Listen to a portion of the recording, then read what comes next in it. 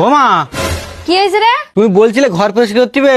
হ্যাঁ মানি, ঘর তো পরিষ্কার করতে হবে, তা তুই একটু ঘরটা পরিষ্কার কর দে না। আর যদি আমার স্কুল যাওয়ার টাইম শেষ হয়ে যায়, আমি বলো আর স্কুল যাবো না বলো।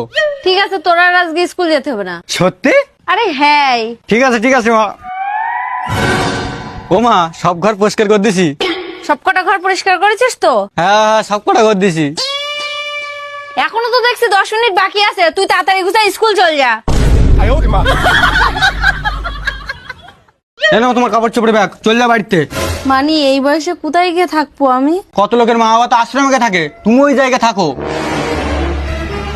কাকিমা, তোমার যে রাস্তা ধারে যে জমিটা ছিল না, ওটা সরকারের আন্ডারে চলে গেছে। সরকার বলেছে তোমার 1 কোটি টাকা দেবে। ও মা,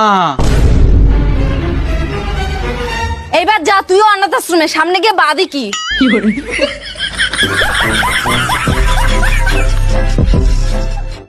এ অনামিকা, তো দাদা কি বাড়ি আছে? আমার বোন ওরে ডাকছে। তুমি দাঁড়াও একটুখানি, আমি আমার দাদা ডেকে নিয়ে আসছি। এদা, ওই বাসন্তী বৌদির বোন তোর ডাকছে।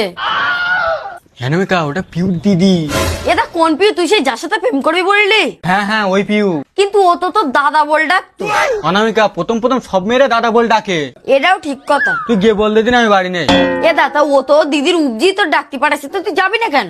এ, তুই জানিস না যে এখন শ্রাবণ মাস চলছে? আমি কোনো মেয়েটের পাশে যাবো না, ভোলে বাবা রাগ করবে।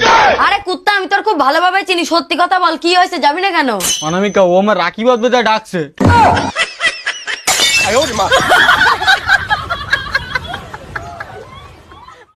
এরা ও লেওয়ানামিকা, রাস্তায় দেখ সাপ এসে, দেখবি, আয় আয় আয়। এই চল চল দাদা, চল দাদা চল। কই কই সাপ কই? তোরা তো আসতেই লেট করেছিস, সে সাপ তো চলে গেছে। এক কাজ কর দিনে, বুঝাগুলো নিয়ে চল দিন বাড়ির দিকে। हे प्रभु, हे हरि राम कृष्ण जगन्नाथ प्रेमानंद, ये क्या हुआ? কাকিমা, আমি অন্ধ, চোখে দেখতে পাই না, তো 10টা টাকা দেন। মা, ও তো দেখছি এক চোখে দেখতে পাও, তো বন্ধ না তো কানা। ঠিক আছে কাকিমা, তাহলে 5 টাকাই দেন। মিথ্যে কথা বলে তোদের সবসময় টাকা চাওয়া, দাঁড়া তোর দেখাচ্ছি মজা।